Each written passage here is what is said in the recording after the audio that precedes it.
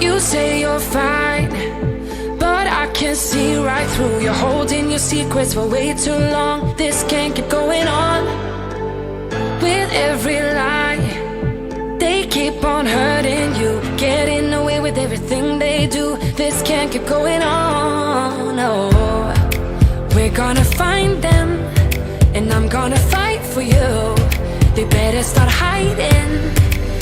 We'll be running with the lions, lions. We'll be running with the lions, lions. They can't run, they can't hide. We won't stop until they're down. We'll be running with the lions, lions.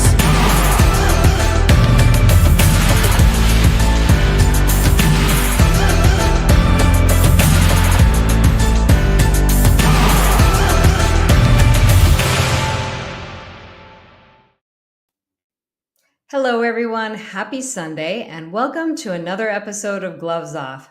For all of you mothers out there, happy Mother's Day. I hope all of you had an amazing day. I hope your kids did something special for you, or if they're adults like mine and maybe far away, unfortunately, I hope that somebody did something special for you, or you just did something special for yourself and enjoyed the day.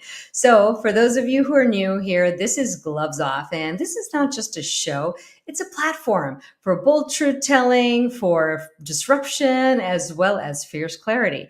And I'm your host, Dr. Kalpana Sundar, and we are going to dive into a very interesting conversation today. How many of you have trouble with sleep? I bet a lot of you out there are probably raising your hand saying, yep, I have trouble sleeping.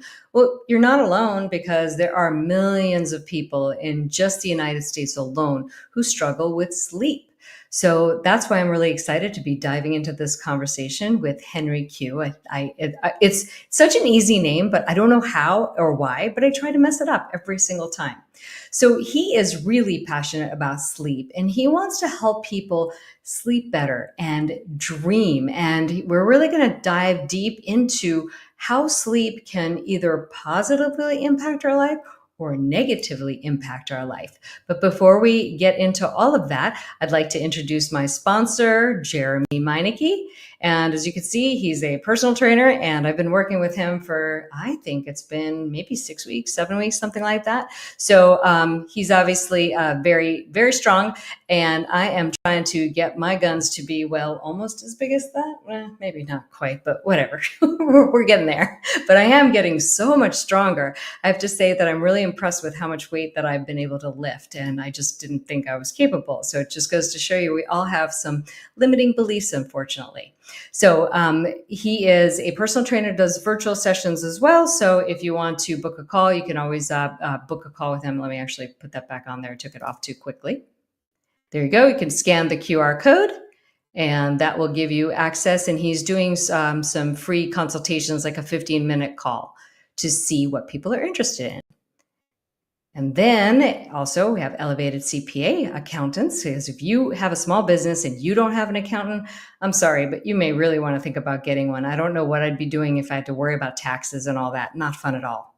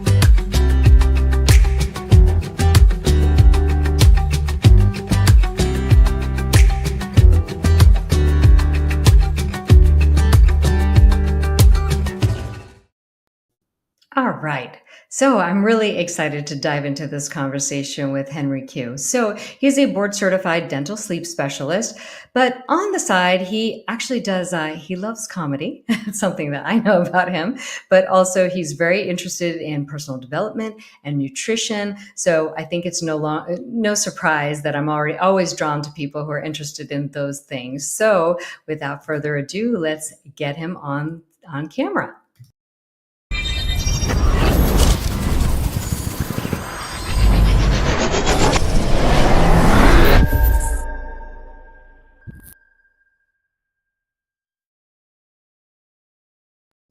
Hello, Henry. Welcome to Gloves Off. So glad to have you here today. Oh, I think we lost sound. We can't hear you. There we are. I think I'm back. Yes. I was like, whoa, we can't hear you. It's a pleasure to be here. I'm glad to have you. Glad to have you. And I hope your mother is watching. I mean, she's got to see this on Mother's Day. Yeah, I sent her a link right before this, and I think that she may be on here somewhere in the crowd. Perfect, perfect. All right. Well, I'm excited to talk to you today because so many of us struggle with sleep, especially after we get older. I mean, in our young days, we're out, we're doing stuff. You could get home at 3 in the morning, crash immediately, wake up at 6 or 7 and be fine. Well, the older we get, those things are not so easy to deal with, and we really struggle to get a good night's sleep. So, how did you become interested in sleep and what led you to this field? I actually found this on accident. So I actually graduated from dental school. So I had no idea what medicine was. I didn't go to medical school at first. I went to dental school, and then I was struggling with school my whole life. I would always fall asleep a lot in class, and I would always feel drowsy. I would always have a hard time with school and with all things in life. And I would sometimes be falling asleep at the wheel. It was getting kind of outrageous like that. And I thought it was because I was depressed at one point. I thought I just wasn't happy about dentistry and I wasn't happy about life. When in fact, I actually have sleep apnea myself. And my parents have sleep apnea. It's a genetic problem for me and my family. Hmm. And I didn't realize that that was the problem until much later. And so I went on this immense journey trying to find out what was wrong with me. Went through therapy to try to resolve my depression. It worked a lot, but it didn't really get me to the place where I had the energy. I was still waking up feeling really, really tired. And I was like, so what's going on? And so I started going to Stanford, UCSF, going to the Mayo Clinic out in Arizona, going to a lot of these sleep conferences and seeing, oh, wow, I actually have sleep apnea. And that began my entire journey into sleep medicine.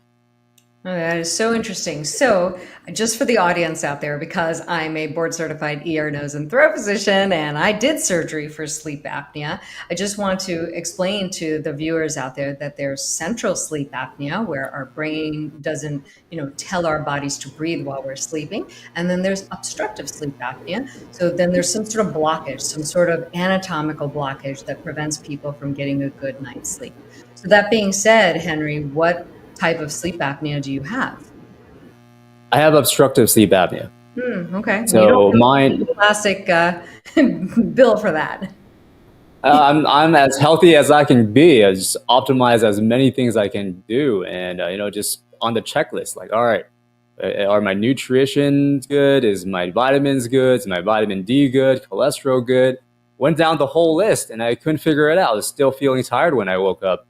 And so I was like, what is going on? Nobody's telling me anything. I went to all the doctors. I asked so many different doctors. They gave me sleeping pills. They gave me a CPAP machine at one point. They're like, well, let's try this out. And so, Did pretty it much tried everything. did the sleep apnea machine help you? The sleep apnea machine helped me a little bit, but it also wasn't very comfortable. Hmm. So because it wasn't comfortable, I just had a hard time. I remember this was after dental school. So I was 27, 28 years old. Just got diagnosed with sleep apnea, and the doctor gave me a CPAP machine. Right? So it's this big face mask that pumps air through your airways. I had no idea what it was, except that I was choking in the middle of the night, and apparently this thing's supposed to work, and it works for a lot of people. but it's this thing strapped to your face. I'm a 27-year-old. It's not the prettiest thing to be wearing at night, and it's not comfortable. Mm-mm. No, that was definitely the hardest thing because, again, sleep apnea surgery is obviously something that I did plenty of when I was practicing as an ear, nose, and throat surgeon. But the rate of improvement is lower than we want it to be for the pain of undergoing surgery, et cetera, et cetera. So with a cure rate of like 50-ish%, and I don't know what the numbers are now, but that's around what it was when I was in practice. And, That's right. they're not comfortable. So Yeah. people are not using them as well as they or as often as they should be. So there are a lot of problems. Yeah, there's a lot of problems. In fact, a lot of people don't know, and the doctors usually prescribe CPAP because it was the only option available to them.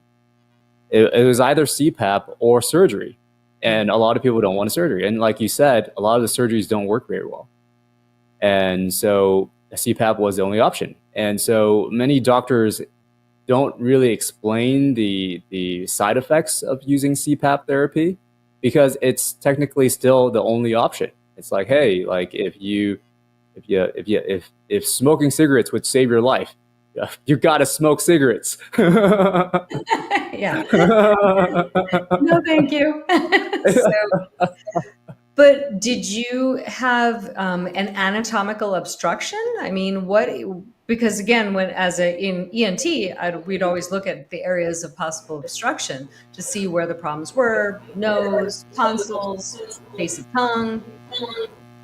Yeah, for me, it's a base of tongue. So when I open my mouth, I'm sure you may have heard of the Malampati score, Mm-hmm. where the tongue base sits very, very high in my airway. And so when I open my mouth, you can't see the back of my throat. And that's a sign that my tongue is just really, really high. I have a very large tongue. My dad has the same, and it just gets in the way.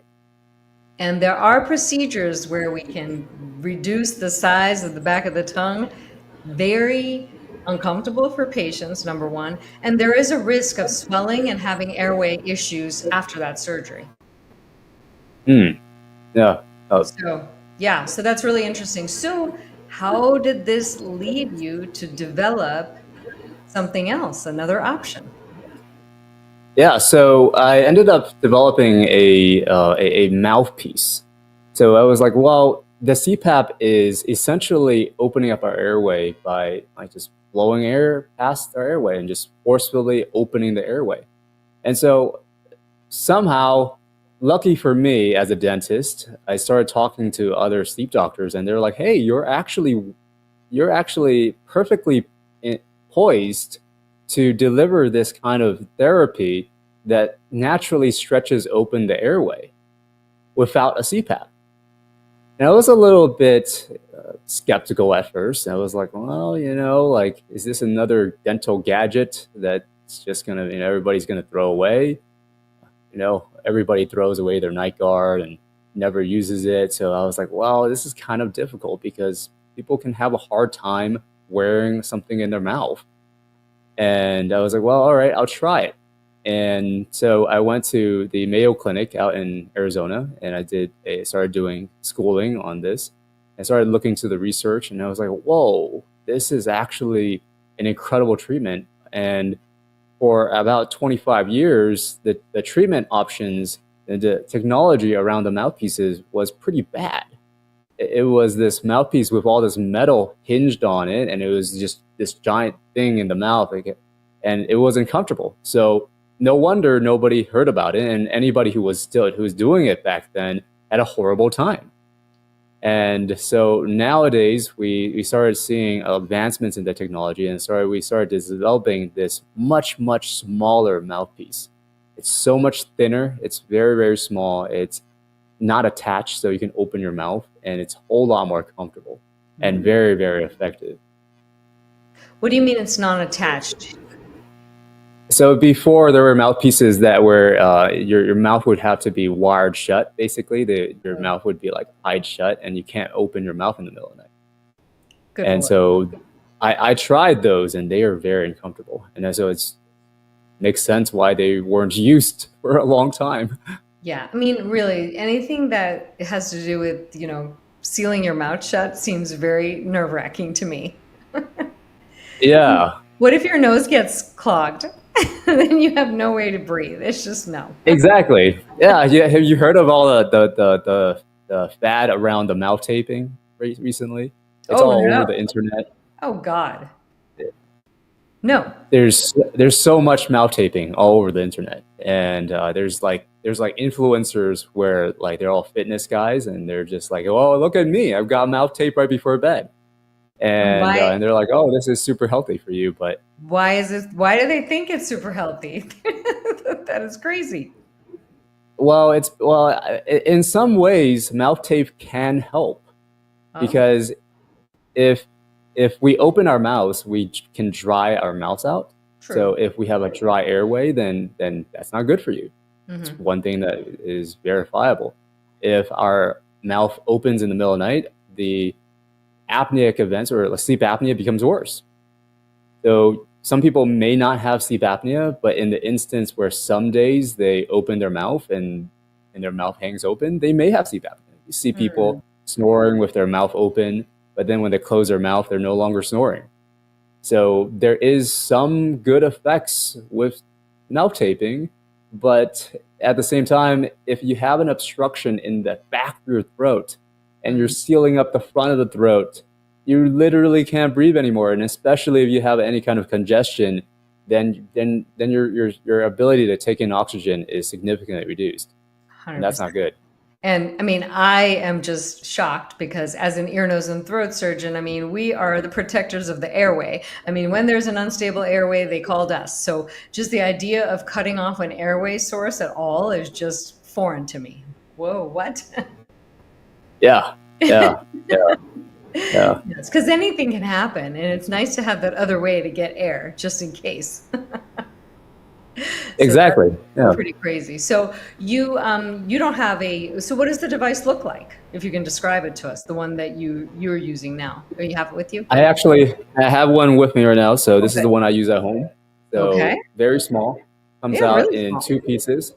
So these are the two pieces that combine to make this is level 3 for me. I'm on level 3, and the levels go up to level 10. So each adjustment, it's almost like Invisalign. How Invisalign Yeah, that's changes what it with looks like. every new tray, Okay. and your teeth change. Well, this is like Invisalign, except instead of changing the position of your teeth, we're slowly stretching open the ligaments of the throat, the muscles of the throat, and the airway. Oh, so not only is it just there for the time being, it's actually creating a long-lasting effect to potentially heal and fix the problem?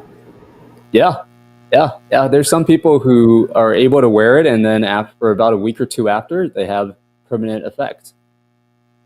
Wow, that's pretty cool.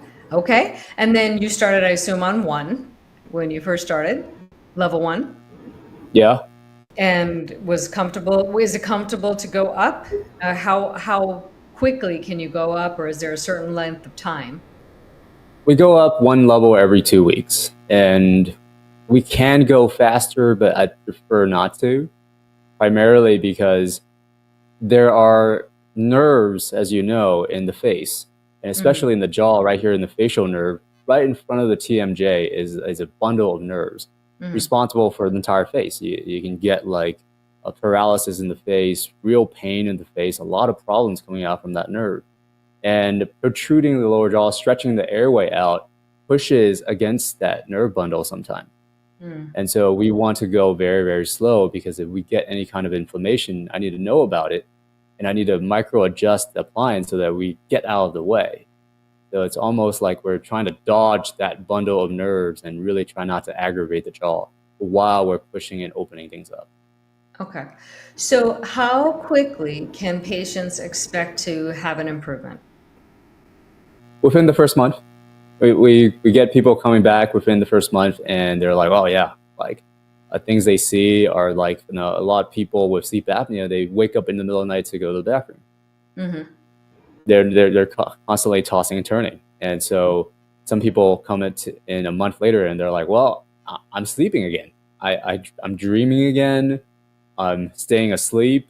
I don't wake up anymore. They wake up and feel refreshed again, which is just a massive difference. Like, it's so amazing watching them do that.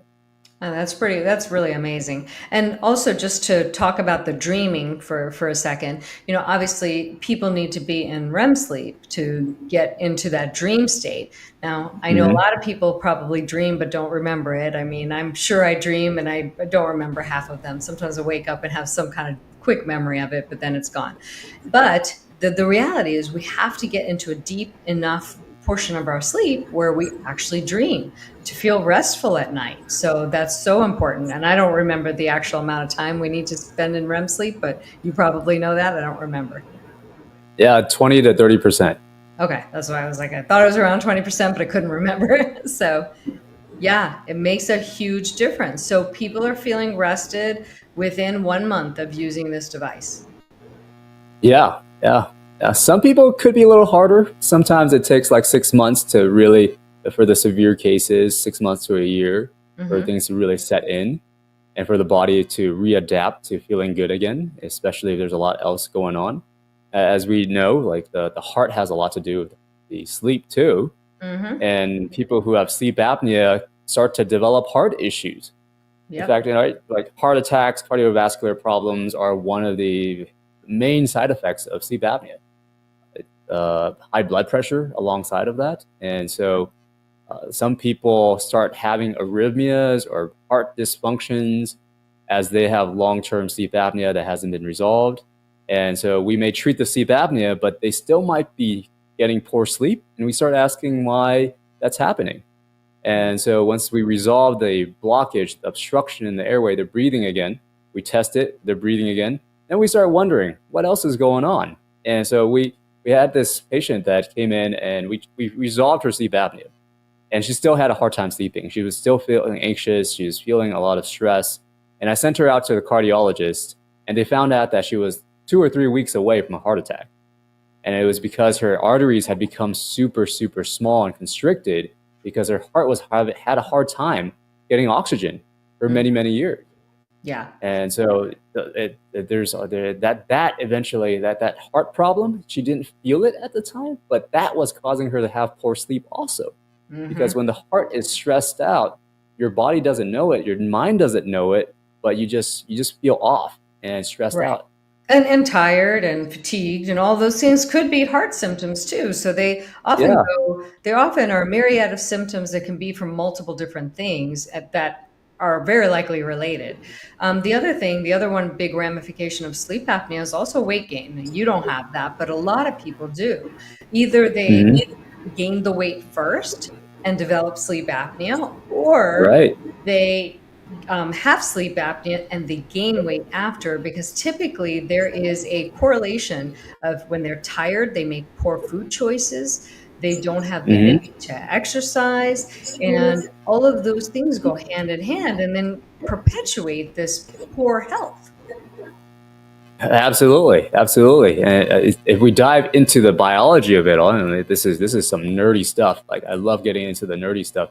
There's, if you think about it, there's a wonderful analogy that I love is that, sleep apnea is obstruction of air. So we don't have air, then what is oxygen to us? Like, have you ever lit like a lighter, Mhm. and a fire requires oxygen to have a fire. Right. And so if we think about burning calories, it's the same thing as having a fire in your body. Oh, that's a great And if analogy. we I love that. right?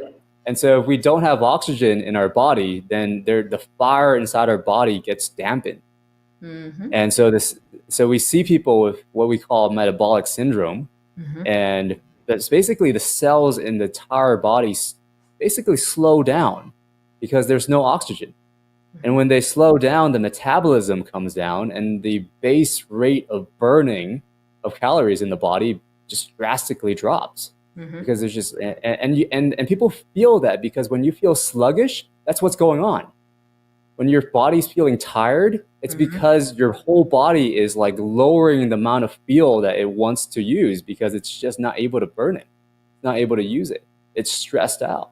Right. And to perform optimally, our bodies need to have a higher metabolism to burn the calories. It's actually a better place to be in metabolically than lowering your metabolism. And also, the people do the same thing when they stop eating. They also artificially lower their metabolism because they think that food is the enemy, but it's really not. It's just the wrong foods are the enemy. I always say that. It's not food is the enemy. The wrong foods are the enemy. Yeah, I totally agree with you that. So, well, I know you like to geek out on nutrition too, and so do I. So, any comments or thoughts on that? I mean, how this relates to sleep? Oh yeah, so nutrition is a huge part of our program. In fact, we're starting to build out a branch of the program. We're going to be developing a very specialized dietitian program, a nutrition program that goes alongside the sleep program that we do. Because nutrition is so important and diet is so important. And I find that a lot of dietitians may do it wrong. They talk about diet like you've got to do this, you've got to eat this and do that, and it's got a lot of like need to do, whereas diet is really about like what do I get to do and how does it make me feel. And so changing the mindset around nutrition is a big part of nutrition. For example, if we're able to tie eating a certain kind of food right before bed to feeling completely drained the next day, then hey, we probably don't want to eat that because you're naturally going to want to stay away from that. Mm-hmm. Mm-hmm. So true. So, yeah.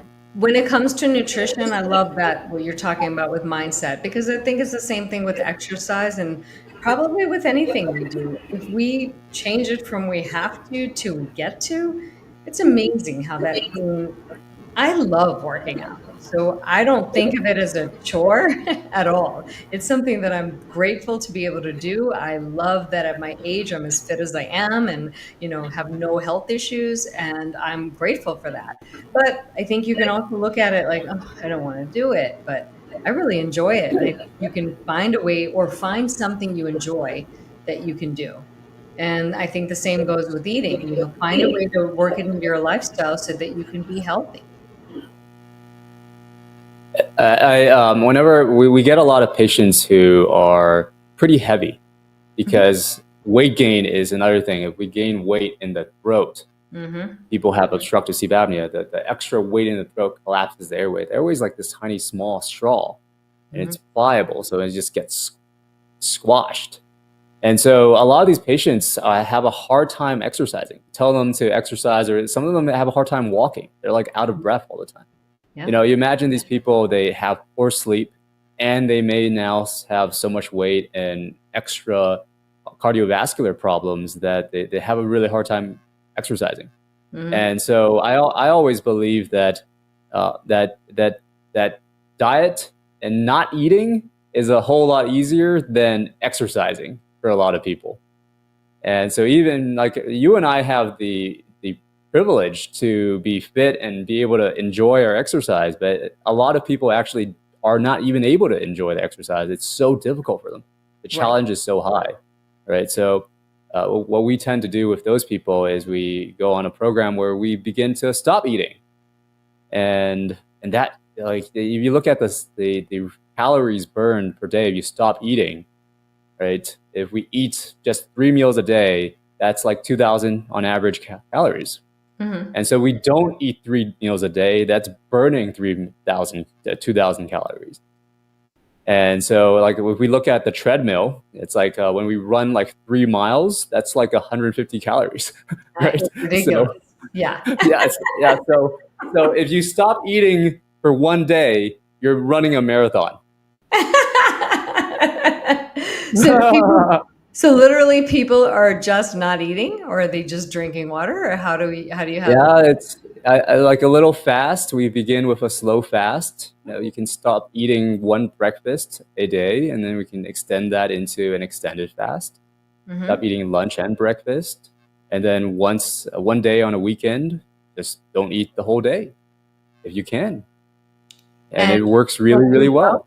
People do well on that? Oh, absolutely. Yeah, Wow. Now especially. I would not do well with that. I'd rather Neither would work I. out and eat. That's not easy, but you're right, because there is a lot of research on intermittent fasting and all of that, and also there's a lot of your cells can renew themselves with fasting as well. So there's Mhm. been data that shows that it can improve, the likelihood of getting cancer and other major illnesses down the line. So there are a lot of benefits to it.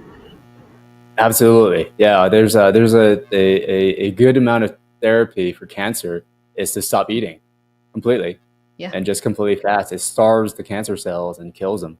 Exactly, exactly. Yeah. So, well, and then so people lose a good amount of weight doing this. How much weight loss are you seeing, and in what type of what time period? Probably like it depends on the person and depends on how much they fast and how much consistency they have. Hmm. We're seeing people lose from 20 to 30 pounds within 3 months. Wow. To We had a guy. He came in at about 280 pounds, and he started eating one steak a day, and that's it. So he ate a piece of steak for dinner, and that's it. So he doesn't eat the whole day. He just eats one steak a day. And he came back in 3 months and lost 45 pounds. Wow. I mean, I think some people could really do that. They'll just eat a steak and call it a day, and that's it. Call it a day. Of course, I wouldn't recommend doing that extensively for a long time. You're going to lose a lot of the antioxidants, the great things in fruits, the balance of vegetables. But he's really, really busy. He's on the road all the time, and he doesn't have time. He has kids. He doesn't have time to think about it. And so sometimes simplicity is the easiest way. Makes sense. I mean, it really does. And I think it could really work for a lot of people just to get that initial weight off. Agreed. It's not really healthy long term, but neither is being 45 pounds overweight. So we got to pick our battles sometimes and decide on what we're going to do. And frankly, it's a heck of a lot better plan than using all these medications that, that are on the market. I prefer that to those medications. Well, the medications do the same thing. They just reduce It your like appetite. they reduce your appetite, and that's it. Uh, Yeah. and you still feel hungry, and you still feel tired. Yes. So it's still like, oh, like, well, okay.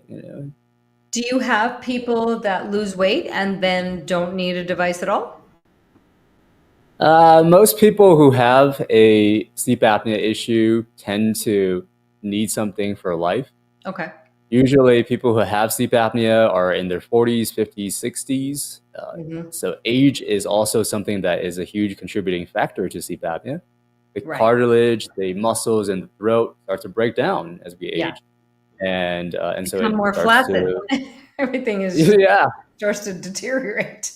everything's deteriorating, and so a lot of them start to be able to transition out of a CPAP and then into a sleep guard that we design for them. Some Mhm. of them, we start off with both the CPAP and the sleep guard combined, and then eventually they transition off the CPAP as they begin to lose weight. Mhm. And now the device, is it custom made to fit each person's mouth? I assume it Yeah, is, it's right? Yeah. totally custom. Yeah, it's nothing less than custom. We don't want any teeth movement. We don't want any changes to their jaw and nothing like Mhm. that. And so there's a lot of people who say that there's jaw changes and teeth changes. And that's usually from the older designs that are on the market that were a little bit spongier, a little Mhm. more giving for the teeth. Those designs eventually started causing problems. And then there were also a lot of dentists and doctors that were designing these things and not watching after the patients. If you Nice. don't keep an eye on things, then things start to go out of control, or the patient's using it improperly. And that's the reason why you get all these people with jaw pain, jaw aches, and permanent deformations in the jaw.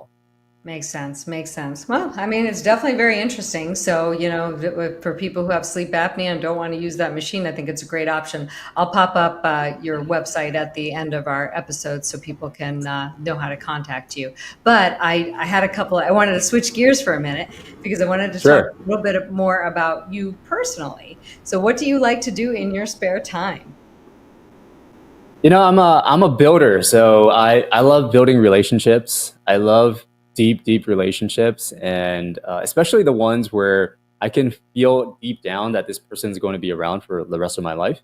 Mm, I just went to Warren Buffett's retirement shareholder meeting. Warren Buffett just retired this year, wow. and I was in Berkshire Hathaway in Omaha, and I was hanging out with these amazing people who think in decades. They think about relationships that compound. And so I think about, all right, like what are those kind of people? And I find that those people for me are the kind of people who are always out to see a Henry that I don't see yet, a better version of myself that I don't see yet. Because they almost like it feels like they're living in my future, like they're there in my future and they see me in the future and they want me to be that person that's going to be incredible, and I feel like they're going to be there in my future, like they see me in the future and I get to see them that they're going to be in my future. I love That's a that. really incredible feeling. Yeah, I love that. Well, maybe they're just seeing a version of you in the future that you're just not seeing of yourself yet. Absolutely. And I think that sometimes life gets hard sometimes, and we need those people around to uplift us and tell us, hey, maybe consider doing this. Or so there's some people who have gone down that path or has been through the things that I've been through, and it's just Mhm. incredible to have these kind of people around to give me pointers where I need to get pointers. I'm human and I have my own problems and traumas and Oh, yeah. things that hold me back and limiting beliefs, and I don't realize it all the time. Right. So, Well, we have our own blind spots, right? So that's why yeah, it's always good to surround ourselves with people who are wise and seeing things from a different perspective and also have the courage to tell you what they see, even if you don't quite see it in a loving and gentle way. mm-hmm, mm-hmm, mm-hmm, mm-hmm. So I think it's hard to find people like that because I find that these days most people are very nervous about telling the truth about anything.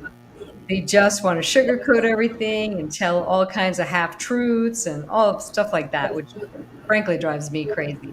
But I actually just met a friend, a couple of weeks ago.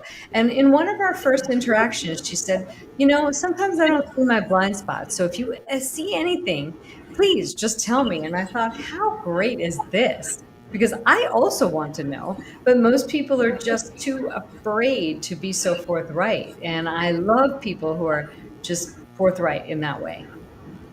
That's what I'm talking about. That's what I'm talking about. That's so we I studied this book, and one of my mentors is John King. He Mhm. wrote this book. It's a business book called Tribal Leadership, Hmm. and he describes social networks, strong social networks, as like a triangle design, and Mm. it's like he calls it a triad, right? And a triad is one where you have people around you that support your relationship with other people. So Mm. each vertex of the triangle supports the other 2 points. Each part of Oh, the angle supports the other 2 points. And so you see these beautiful architecture designs, these beautiful glass designs, like museums and things with triangular window like on the top. And you see them like this. And it's just triangles on triangles on triangles network together, and they can hold a lot of weight because the triangle is this distribution of weight that is like three that are connected are like 10 times stronger than two or one. I love that analogy. I love that. And it's so true. If you have two people that support you, you have the strength of perhaps 10 people, as opposed to you doing life alone. Yeah, and it's like the distinction of a triad is that the one person supports the relationship of the others.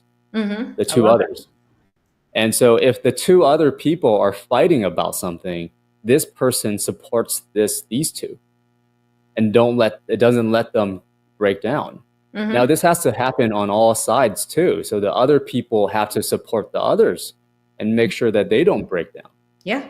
And I and love I have a really amazing friend who just like he's a real stand for long term relationships. He doesn't want anything to do with anybody who he doesn't feel like he's going to have in the rest of his life.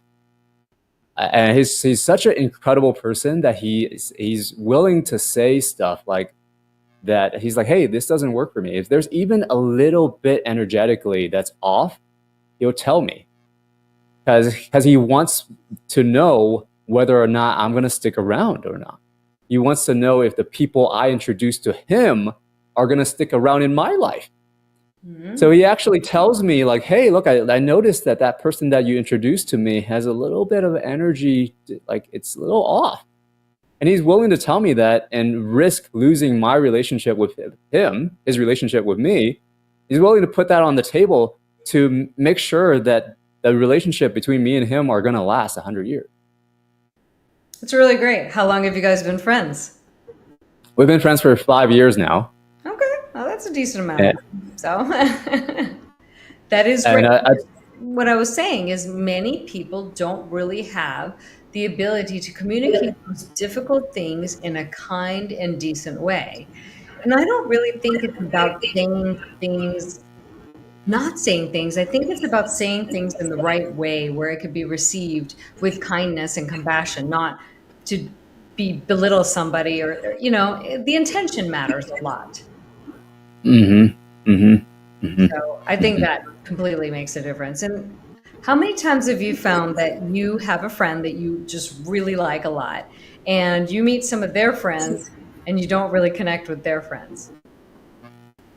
You know, I I try not to make that judgment all the time because sometimes it takes time to build relationships. True. And at the same time, I, you know, there's loose ties and there's strong ties. So if those friends are kind of loose and then like I don't really have a super strong relationship, then it may be okay. But at the same time, if I have a very strong relationship with my friend and I want to have that relationship last, then I'm going to let that friend know that hey, there's something off about your friends. Like if it truly isn't something that is working for me, if there's an energetic difference there that is unresolvable, and it's not just a matter of time and exposure, Mhm. there's real yellow or red flags there, then I'm gonna let my friend know because that may be influence on my friend, and if he wants to if he wants to choose those other people, then maybe his values are not truly the values that we share, and we need to have a conversation about that. Because Right. how are we going to have 100-year lifelong relationship if the values, the principles of things are not the same? 100%. When we're children, making friends is really easy. You're either like some of the same things, go to some of the same places. It's just so simple. But as we get older, it really does become about shared values, shared principles, and those things become way more important. And you're absolutely right, because that's what long-term friendships are based on. Yeah, and I mean, I look back in my childhood, and it was like this wonderful time where everybody was a friend, and I was blissfully ignorant, right? And Mhm. so, and I think about it, and it's kind of sad actually that a lot of people never get that education. It wasn't until 2019, after I had graduated dental school, I was a nerd. I was a bookworm, right? So I was all in the nerdy stuff, like science, the math, and all of that was great. However, and I got into some of the best schools, but I didn't know anything about words like integrity, compassion, honesty, generosity. I didn't know any of those words. Yeah. They weren't in my math books. They weren't in my history books. They weren't in any of the books I read all the way into dental school. So, higher education, but well, I had nothing to connect with people on and really like build on.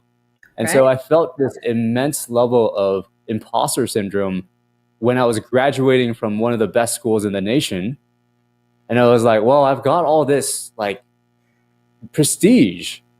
I'm a doctor and I'm at one of the best schools in the world, with some of the best skills and some of the best alumni. But I felt empty inside. Like I didn't feel like I could connect with people. There was something missing. Mm, And so that's when I think in 2019, I read a book from Tony Robbins. I think it was Awaken the Giant Within, mm. something like that, something giant within. And inside that book, there was an exercise to find your principles or values. And so you have to go through this list and you like pick the top three that really resonate with you. And at that point in life, what resonated with me was love, boldness, and and I think something like courage or something. Love and boldness were especially the ones I remember. Okay. And because those were things that I just like what is boldness? What is love?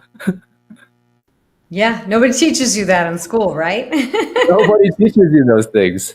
Yeah. And I think also, I mean, our backgrounds are probably pretty similar how we grew up. I mean, my parents focused on school. I mean, that was what we focused on, higher education, learning, school. That was all it was about. So anything else I really had to learn on my own.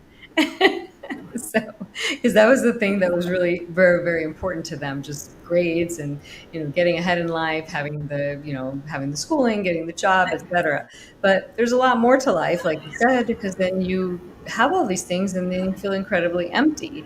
And that's not really a successful life either. Precisely. Yeah. So like there's this beautiful chart that describes how people learn.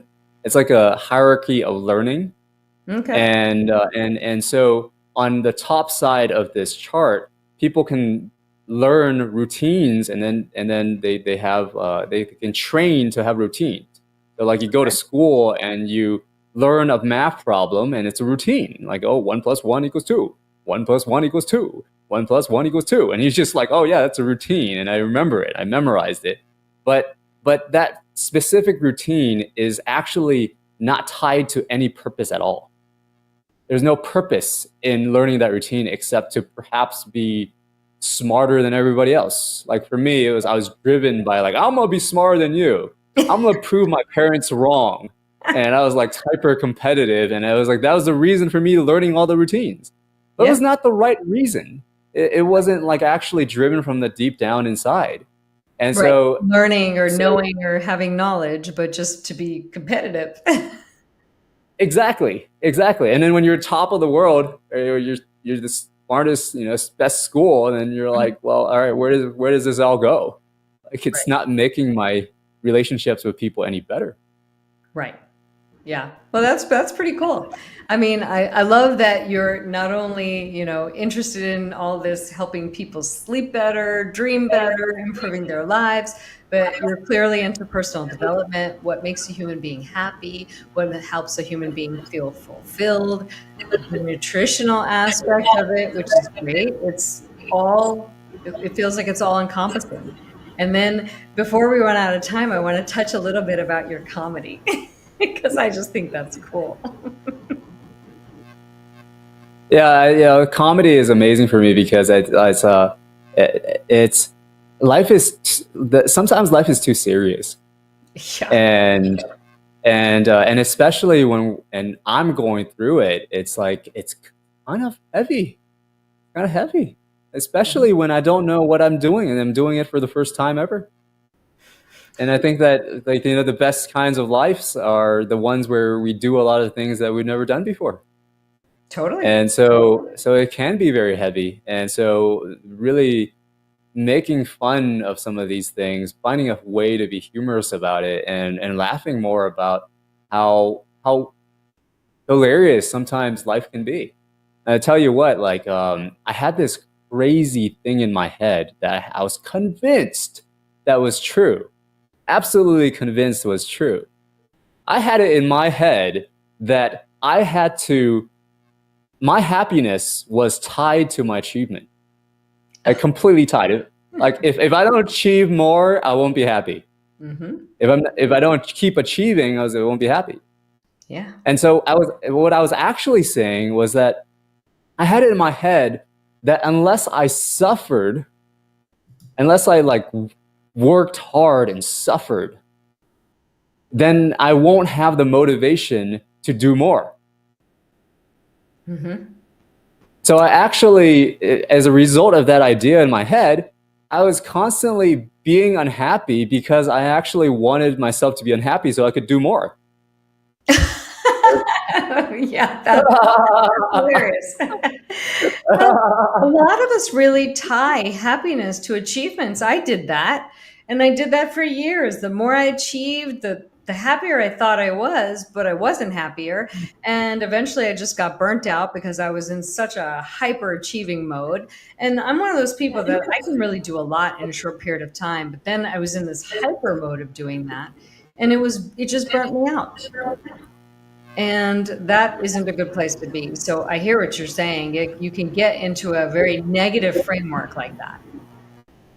Yeah, yeah. And when I saw that, when a mentor of mine saw that for me, and I was like, I just started laughing hysterically.